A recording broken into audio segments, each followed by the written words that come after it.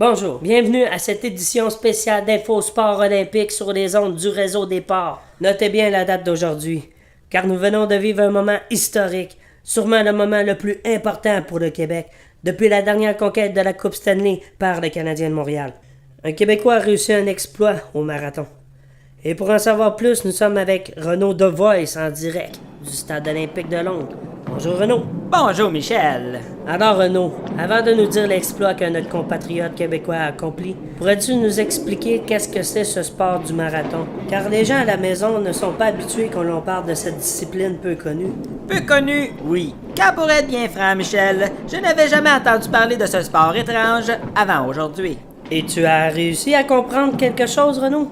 Eh bien Michel, après les avoir observés toute la journée, je crois avoir saisi le principe de cette discipline. Et pour vous expliquer le tout dans des termes simples, je vous dirais que c'est comme au hockey, lorsqu'il y a un dégagement illégal. Le premier à la rondelle gagne. Sauf que dans ce cas, il n'y a pas de rondelle, pas de patinoire et pas de bagarre. OK. Pour les gens à la maison qui comprennent bien, là, le marathon, c'est une sorte de course? Une course, oui, mais elle est de très longue durée, Michel, car le temps d'un marathon ressemble à celui d'une partie de hockey, prolongation comprise. Bien, Renaud. Et qu'est-ce que notre gars de chez nous a fait pour se démarquer à ce fameux marathon? Eh bien, regardez bien ces images. Celui que vous voyez présentement est un Éthiopien qui a remporté l'or lors de ce marathon. Et tout ça grâce à l'aide d'un Québécois, Michel. Ah oui, Renaud. Oui, Michel, regarde bien à l'arrière. Tu vois cet homme qui donne un verre d'eau au champion? Oui, Renaud. Je le vois comme tous les téléspectateurs à la maison. Eh bien, Michel, cet homme est un Québécois francophone bien de chez nous qui n'a rien à voir avec l'Éthiopie. Alors, il n'était pas obligé de l'aider. Non, Michel. Alors, il y a un peu de Québec dans cette médaille. Oui, Michel. Wow, quelle belle journée pour le Québec.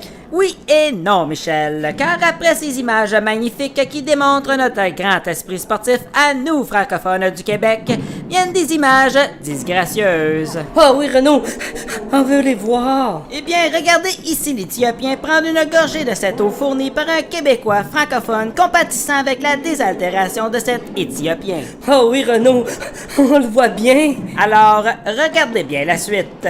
Après une seule gorgée, il se jette tout le restant du contenu de son verre d'eau à la figure. Oh non, Renaud. Malheureusement, oui, Michel. Quel manque de respect pour l'eau potable et pour tout le Québec entier. Oui, Michel, d'autant plus qu'après la course, je lui ai demandé la grande question qui brûle toutes les lèvres ici à Londres durant ces Jeux olympiques, à savoir s'il croyait aux chances du Canadien de faire les séries cette année. Et qu'a-t-il répondu? C'est quoi ça, le Canadien de Montréal? Ah non, non, non, non. Oui, Michel. Bon, un autre qui se fout du Québec. Et en plus, il riait de moi à cause de mon drôle d'accent, Michel. Cet homme ne sait pas c'est quoi être né pour un petit pain. Non, Michel, c'est pourquoi que nous devons ignorer ses gestes et propos et se réjouir des exploits incroyables accomplis par notre compatriote.